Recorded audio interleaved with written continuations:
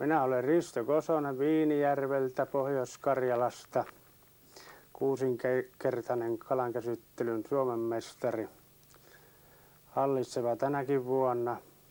Ja tulen esittelemään teille tällä videolla eri kalalajeja ja eri käsittelytapoja mahdollisimman helposti, siististi ja turvallisesti käsiteltyinä. Ja kalan käsittelyhän vaatii aina meille kunnon välineet. Ja veitti on se melkein tärkein väline, mitä me tarvitaan ensimmäisenä tuossa kalan käsittelyssä. Ja veiten täytyisi olla suurin piirtein sitten siihen hommaan tarkoitettu, eli sopiva taipuisuutta näin päin, jäykkyyttä näin päin, ei mitään peltikoneen ropeliä. Ja sitten kahvaakin vähän, mistä saadaan kiinni, että on mukava pitää, että ei tarvitse rystyset valkoisena sitä puristaa.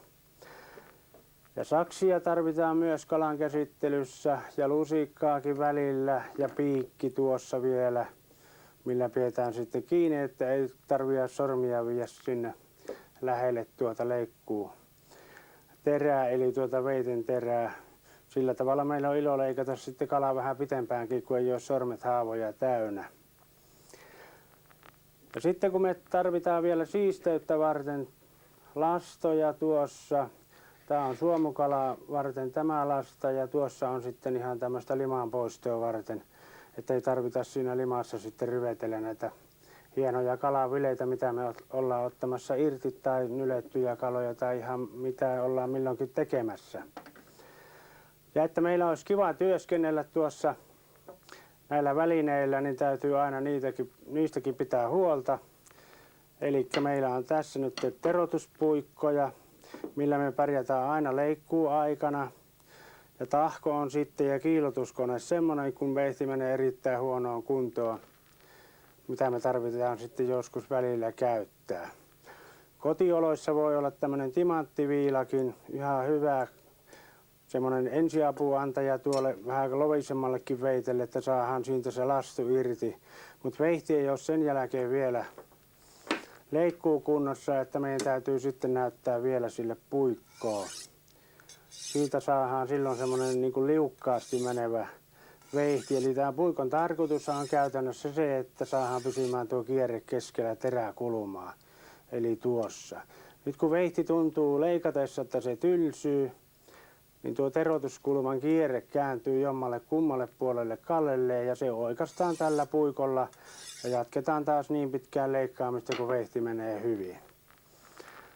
Mikäs sen parempaa kuin ja ilo työskennellä, kun meillä on terävässä kunnossa, hyvässä kunnossa olevat kalankäsittelyvälineet, niin siitä on mukava jatkaa sitten kaikkien kalankäsittelyä. Ja veitistä kannattaa pitää muutenkin huolta, niitä ei sitten viskota sinne pesukoneeseen, vaan kun käyttö on loppu, ne puhistetaan välittömästi ja pistetään omalle paikalleen, missä ne ei pääse kolohiitumaan sitten keskenään. Niin tässä meillä on sitten ilo työskennellä kalojen parissa.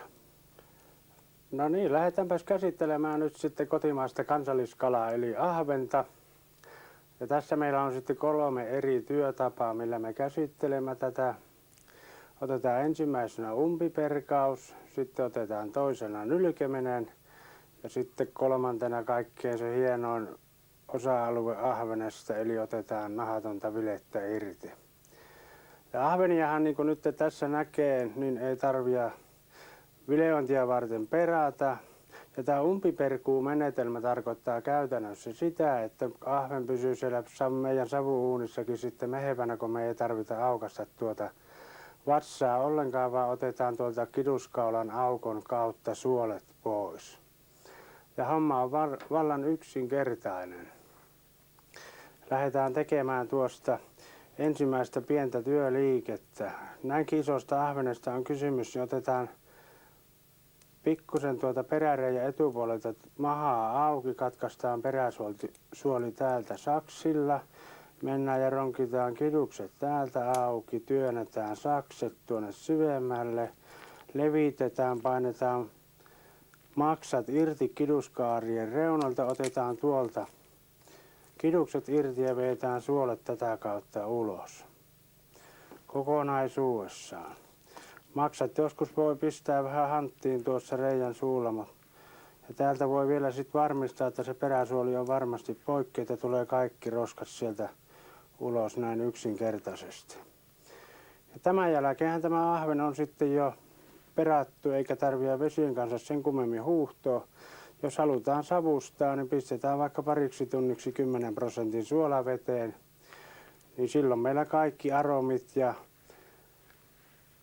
mehut pysyy tuolla ahvenen sisällä, kun ei pääse savu eikä lämpö tunkeutumaan halkastuja pintoja pitkin. Ja yksinkertainen siisti homma tehdä tällä tavalla tälle ahvenelle perkuu tapana.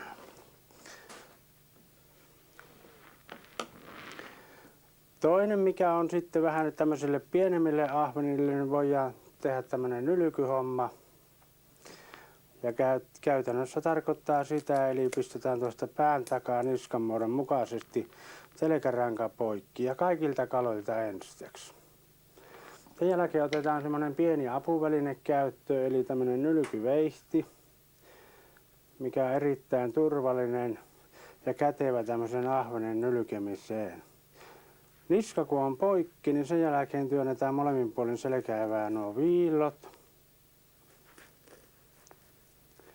Molemmilta puolilta mahdollisimman läheltä, mitä lähempää me saadaan vietyä nuo viillot tuonne läpi, niin sen vähemmän jää sitten lihaa tuohon selkäruotoon siinä vaiheessa, kun se otetaan sitten irti. Ja vasemmalta puolen tartutaan tällä tartuntapinnalla kiinni tuosta. Painetaan peukalolla vastaan tuonne lihoon ja vedetään noin puoleen väliin. Jätetään sitten saman tien tämä nahka seuraavaa työvaihetta varten jo tuonne taakse. Otetaan oikealta puolelta ja pudotetaan pää alas, niin suolet menee sen pään mukana alakertaan.